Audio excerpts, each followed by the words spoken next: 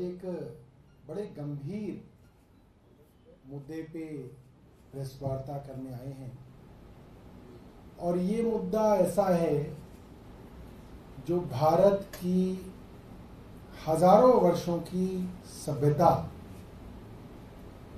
और भारत के करोड़ों लोगों की धार्मिक भावना से सीधा जुड़ा हुआ है। हाल ही में भारतीय जनता पार्टी ने तीसरी बार एनडीए की सरकार कल देश में बनाई और उसके अंदर एक ऐसे मंत्री ने शपथ ली है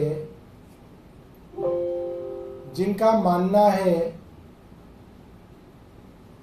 कि भगवान राम काल्पनिक है। भगवान राम की रामायण काल्पनिक है, यानी कि भगवान राम नहीं है, यह कल्पना है, इमेजिनेशन है। और उन्होंने यहां तक कह दिया कि भगवान राम और रावण की कहानी में तो रावण ज्यादा बेहतर है, राम से बेहतर रावण है, राम से कर्मठ रावण है। ये बात भारतीय जनता पार्टी के मंत्री जीतन राम मांझी जी ने कही है और उनको प्रधानमंत्री जी ने अपने कैबिनेट के अंदर जगह दी है, अपने मंत्रिमंडल के लिए जगह दी है। हम भारतीय जनता पार्टी से ये सवाल पूछना चाहते हैं,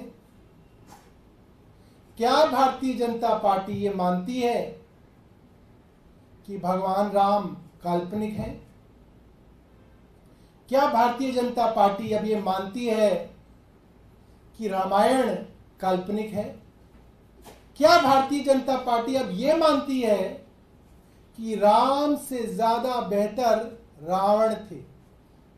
और ये बात मैं इसलिए पूछ रहा हूं क्योंकि शपथ ग्रहण समारोह में जीतन राम मांझी ने प्रधानमंत्री के कैबिनेट में शपथ ली और जिस दिन प्रधानमंत्री मोदी जी भारतीय जनता पार्टी के राष्ट्रीय कार्यालय में इलेक्शन रिजल्ट वाले दिन आए, इतवार को शाम को, तो भारतीय जनता पार्टी के जितने भी नेता थे, आप वीडियो निकाल के देख लीजिएगा, भारतीय जनता पार्टी के जितने भी नेता थे वो कह रहे थे मोदी जी को जय श्री राम, मोदी जी को जय श्री राम। और मोदी जी ने जय श्री राम नहीं कहा, मोदी जी ने अपने हजारों कार्यकर्ताओं की जय श्री राम का जवाब जय श्री राम में नहीं दिया। वीडियो में देख लीजिएगा, मोदी जी ने कहा जय जगन्नाथ। जगन्नाथ में कोई बुराई नहीं है, मगर एक ही दिन में भगवान बदल दिए, एक ही दिन में जय श्री राम का जवाब जय जगन्नाथ से दिया और उसके बाद एक ऐसे आदमी को मंत्रिमंडल में लिया गया जो कह रहा है रामायण काल्पनिक है, भगवान राम काल्पनिक है, ये सारी एक कहानी है, राम से बेहतर तो रावण थे। हम जानना चाहते हैं भारतीय जनता पार्टी ने ऐसे आदमी को क्यों मंत्री बनाया और क्या भारतीय जनता पार्टी भी इन बातों से सहमत है। बहुत बहुत धन्यवाद। आपका कोई प्रश्न है तो पूछ सकते हैं। सर, आज पानी के मुद्दे को लेकर के आप और आतिशी जी जो हैं वो राज्यपाल से मिली और आपने जो स्थिति बताई, उनकी तरफ से जो चीजें शेयर की गई हैं, दोनों में अंतर है। असल में हुआ क्या था वहां पे? देखिए, ये बहुत दुर्भाग्यपूर्ण है कि एलजी साहब ने जो चर्चा वहां पे हुई और जिस चर्चा पे बाद में फैसला हुआ कि ये दो बातें हैं जिसको हम लोग कंक्लूड कर रहे हैं, आप यही दो बातें कहिएगा, हम भी यही दो बातें कहेंगे। ये एलजी साहब के द्वारा कहा गया और उसको गलत और झूठे ढंग से जो प्रेस रिलीज में दिया गया, मैं एक मंत्री होते हुए पूरी जिम्मेदारी से कह रहा हूं, एलजी ऑफिस से जो प्रेस रिलीज दी गई है वो मिसलीडिंग है, वो तथ्यों को गलत तरीके से दिखाने की एक गलत कोशिश है और मैं एलजी साहब को करबद्ध एक निवेदन कर रहा हूं और एलजी साहब उस निवेदन को मान नहीं सकते। जब मैं और आतिशी एलजी साहब के दफ्तर में पहुंचे तो एलजी साहब ने 3 कैमरे लगवा रखे थे उस मीटिंग को रिकॉर्ड करने के लिए, 3 कैमरे। मैं एलजी साहब को निवेदन कर रहा हूं, आपने उस पूरी की पूरी मीटिंग की वीडियो रिकॉर्डिंग करी है, 3 कैमरे में की है, आप उसको पब्लिक डोमेन में डाल दीजिए। मैं ये निवेदन कर रहा हूं, आप उसको पब्लिक कर दीजिए, दिल्ली और देश की जनता को देखने दीजिए वहां पे क्या चर्चा हुई थी और कैसे एलजी एक चर्चा को गलत तरीके से जनता को गुमराह करने के लिए दे रहे हैं। ये बहुत दुर्भाग्यपूर्ण है। मैं चुनौती दे रहा हूं एलजी साहब को, आप वो वीडियो जनता के सामने पब्लिक कर दीजिए, देखने दीजिए जनता को क्या चर्चा होती है 2 मंत्रियों की और एक एलजी साहब की। एलजी साहब गलत बोल रहे हैं और मैं आपको कह रहा हूं एलजी साहब बिल्कुल भी उस वीडियो को पब्लिक नहीं कर सकते, क्योंकि पब्लिक कर देंगे तो उनकी पोल खुल जाएगी, जनता को उनकी सच्चाई सामने आ जाएगी। आप कुछ भी कर लीजिए, एलजी साहब उस वीडियो को आप लोगों के आगे पब्लिक नहीं करेंगे और इससे साबित होता है कि एलजी और एलजी का कार्यालय गलत, गुमराह करने वाली, मिसलीडिंग प्रेस रिलीजेस देता है, जो कि कानूनी अपराध भी है। और कोई सवाल? ऐसे में समाधान क्या निकलेगा आप दोनों के बीच में जो भी चल रहा है? समाधान बोल तो रहा हूं, मैं आपको बोल रहा हूं, वीडियो है, रिलीज कर दें एलजी साहब, पानी का समाधान, दूध का दूध पानी का पानी हो जाएगा, उससे पानी का समाधान भी निकल जाएगा। आपको पता चल जाएगा कि पानी क्यों नहीं आ रहा दिल्ली वालों के घरों में, आपको पता चल जाएगा कौन जिम्मेदार है उसके लिए, आपको पता चल जाएगा 2 साल दिल्ली में क्या हो रहा है। उस मीटिंग की वीडियो अगर बाहर आ गई तो एलजी साहब की और भारतीय जनता पार्टी की पोल खुल जाएगी, मैं यहां तक कह रहा हूं। और ये बात मैंने एलजी साहब को उनके कमरे में भी कही थी कि एलजी साहब ये जो वीडियो बना रहे हैं उसको पब्लिक कर लो, हम आपको कह रहे हैं और अगली बार से आप लोगों को बुला लिया करो। मैंने ये भी कहा उनको, अगली बार मीटिंग करनी हो तो मीडिया को बुला लिया करो, लाइव होने दो, लोगों को पता तो चले कि हो क्या खेल रहा है। तो आज एलजी पूरे देश के सामने एक्सपोज हो गए क्योंकि वो उस वीडियो को पब्लिक नहीं कर पाएंगे। अरे हम बता तो रहे हैं, मैं बोलूंगा कि मैंने ये बोला, वो बोलेंगे उन्होंने ये बोला, उसमें तो झूठ की गुंजाइश है ना भाई। आप आगे कर दो। और कई अफसर थे वहां पे, चीफ सेक्रेटरी वहां पे थे, सीईओ जल बोर्ड अनबरासू वहां पे थे, एलजी के प्रिंसिपल सेक्रेटरी अनुराग आशीष कुंद्रा वहां पे थे, एलजी के सेक्रेटरी सुरेंद्र जी वहां पे थे और एलजी के प्रेस सेक्रेटरी अभिजीत रे वो वहां पे थे और वीडियो बनी है, 3 कैमरेज ने वीडियो बनाई है। लेकिन उनकी तरफ से कारण बताया गया, उसमें तो ये है कि जो कैनाल है रिपेयरिंग नहीं हुई, सिर्फ लीकेज हो रहा है पानी का। अरे बता तो रहा हूं, सब मिसलीड करने वाली बात है, यही तो है। और जब मैं और आतिशी घुस रहे थे तो हमारे फोन पुलिस ने लेने की कोशिश की कि आप फोन बाहर रख के जाइए। आतिशी ने बोला क्यों फोन बाहर रख के जाएंगे, कह रहे नहीं आदेश है। फिर हमने उनको कहा कि आप अपने प्रिंसिपल सेक्रेटरी को बुलाइए, पुलिस ने वहां में रोक के रखा। फिर जब हम अंदर घुसे हमने एलजी साहब से कहा कि ये क्या तरीका है, आप मंत्रियों के फोन क्यों रखवाना चाहते हैं। एलजी साहब ने माफी मांगी इस चीज के लिए उन्होंने बोला मैं माफी चाहता हूं, कुछ मिसकम्युनिकेशन हो गया। क्यों? क्योंकि एलजी साहब को यह डर था कि कहीं हम उनकी आवाज ना रिकॉर्ड कर लें, वो वीडियो रिकॉर्ड कर लें।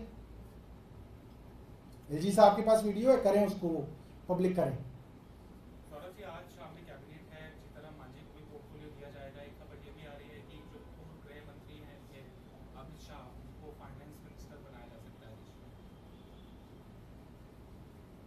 देखिए, पहले भी कोई फाइनेंस मिनिस्टर कोई बहुत बढ़िया तो थे नहीं, तो कोई खास फर्क तो पड़ता नहीं मुझे लगता है। पहले भी राम भरोसे ही चल रही थी इकोनॉमी, और अब तो इनका राम से भी भरोसा हट गया। एक ये भी सोर्सेज से इंफॉर्मेशन मिल रही है कि जो अलाई पार्टनर टीडीपी है, they demanded the speaker post. आपको लगता है कि अभी भी अलाई पार्टनर्स में ये एप्रीहेंशन है कि उनकी पार्टी के अंदर टूट हो सकती है? अगर देखिए, मेरा मानना ये है कि भारतीय जनता पार्टी ने जिस तरीके से अलग अलग राज्यों के अंदर पार्टियों को तोड़ के अपने ही अलाई पार्टनर्स को धोखा दिया, चाहे वो महाराष्ट्र हो, चाहे वो कर्नाटक हो, चाहे वो गोवा हो, चाहे जो भी हो, जिस तरीके से दूसरी पार्टियों को तोड़ने की रवायत भारतीय जनता पार्टी ने अलग अलग राज्यों में अपनाई है, कोई भी पार्टी इस पे भरोसा नहीं कर रही है। पार्टियों को डर है कि आप उनकी पार्टी तोड़ के भारतीय जनता पार्टी को समर्थन दिलवा देंगे, और अगर जो स्पीकर हैं वो भारतीय जनता पार्टी के हुए तो वो उनको डिफेक्शन के अंदर जो है डिस्क्वालीफाई भी नहीं करेंगे, तो पार्टी भी टूट जाएगी और एनडीए की सरकार चल जाएगी। इस डर से जब एनडीए की पहले की सरकार भी थी तब भी टीडीपी के स्पीकर मिस्टर बालयोगी हुआ करते थे, और मुझे लगता है कि ये एक सकारात्मक बात है कि ऐसे आदमी को स्पीकर बनाया जाए जो अगर डिफेक्शन हो तो वो उस तरीके के एमपीज को डिस्क्वालीफाई कर सके। इसके अंदर कोई बुराई नहीं है, और अगर तब भी भारतीय जनता पार्टी अपना ही स्पीकर बनाना चाहती है तो जाहिर सी बात है दाल में कुछ काला है, उनको सावधान हो जाना चाहिए।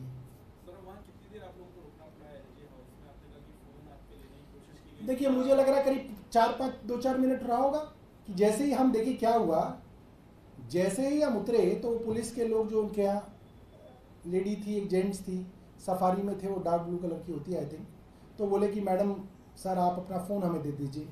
तो आतिशी ने बोला भाई क्यों दे दें फ़ोन? कह रही हमारे पास ऑर्डर है। उन्होंने बोला लिखित ऑर्डर दिखाओ। कह रही जी हमारे पास ऑर्डर है, प्लीज़ आप मानिए, आप हमें फ़ोन दीजिए। तो फिर आतिशी ने कहा नहीं, आप अपने ऑफिसर को बुलाइए, बात कराइए। तो उन्होंने बोला आप यहीं रुकिए। फिर वो अंदर गए, कुछ बातचीत हुई, फिर उन्होंने आने दिया अंदर। तो ये 2-4 मिनट रहा। इस व्यवहार को इस तरह से देख रहे हैं कि इनको एक झूठ इस मीटिंग के नाम पे प्लांट करना था, तो मन में डर था, मन में चोर था कि कहीं ये अपने फोन में ना रिकॉर्ड कर लें हमारी बातें, और वो खुद वीडियो पे रिकॉर्ड कर रहे हैं। तो भैया वीडियो को पब्लिक कर दो, हमारे मन में कोई चोर नहीं है। हमारे मन में चोर होता तो हम कहते हैं अरे नहीं, वीडियो को छुपा के रखो। हम तो कह रहे हैं वीडियो को, अगर वीडियो बाहर आ गई भारतीय जनता पार्टी मुंह दिखाने नहीं रुकेगी रहेगी। मैं ये बता रहा हूं, एलजी साहब पब्लिक के बीच में नहीं जा पाएंगे अगर वो वीडियो बाहर आ गई तो। एलजी साहब की वो सच्चाइयां उस वीडियो के अंदर है, दिल्ली की जनता उन्हें माफ नहीं करेगी अगर वो वीडियो जनता ने देख ली। ये बात एलजी भी जानते हैं, और मैं कह रहा हूं आप करिए, उस वीडियो को बाहर करिए। एलजी दिल्ली के तो हरियाणा क्यों बचाएंगे? वो तो हरियाणा को नहीं बचा रहे। हरियाणा कोई ना हमारा दुश्मन है। हरियाणा के तो सबसे ज्यादा लोग दिल्ली में ही काम करते हैं। जो बेचारे प्यासे मर रहे हैं वो ज्यादातर लोग हरियाणा के हैं। वो भारतीय जनता पार्टी को बचा रहे हैं। भारतीय जनता पार्टी की गंदी राजनीति के कारण पानी रुका है। हरियाणा वालों को बेचारों को क्या लेना, वो तो सीधे लोग होते हैं। हरियाणा के लोग तो सबसे सीधे हैं। उनसे अगर 1 गिलास पानी मांगोगे वो 4 गिलास देंगे। पानी मांगोगे शरबत पिलाता है हरियाणा का आदमी, ऐसा आदमी है। ये हरियाणा की भारतीय जनता पार्टी की सरकार को बचाने की कोशिश कर रहे हैं। वीडियो मांगिए, मैं तो कह रहा हूं, आप मीडिया के लोग हैं, आप वीडियो मांगिए, ट्रेंड चलाना चाहिए ट्विटर पे, एलजी साहब वीडियो दिखाओ।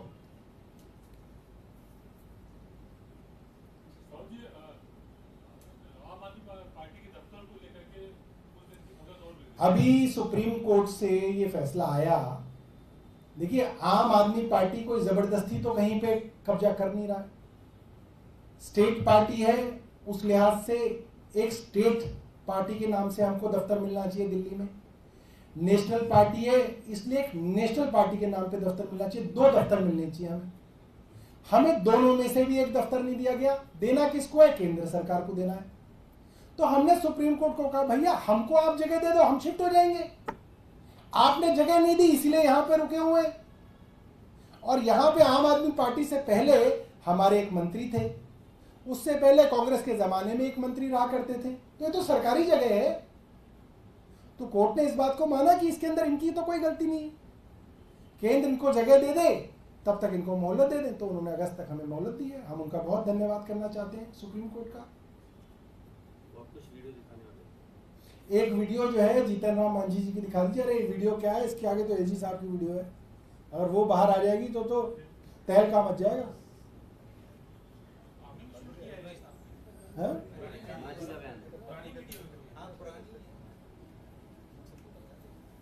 ये तो चल रही है ट्विटर पे। नहीं मल्टी है, बहुत सारी आईडी,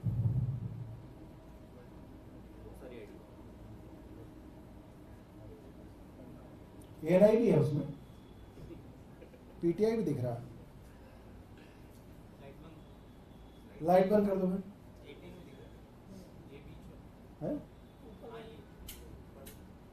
राम की बात हम कहते हैं या रावण की बात कहते हैं, तो सबको हम काल्पनिक मानते हैं। तो अपना कल्पना के आधार पर जो बात वो मान के कहते हैं तो उचित नहीं है।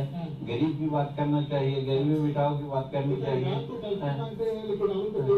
नहीं, हम कहते हैं कहानी की बात जो हम कह रहे हैं कि अगर कहानी की बात कहा जाए तो राम से ज्यादा कर्मठ रावण था, लेकिन उस सबको हम लोग नहीं मानते हैं। वो कहानी सब काल्पनिक है। राम की बात हम कहते हैं या रावण।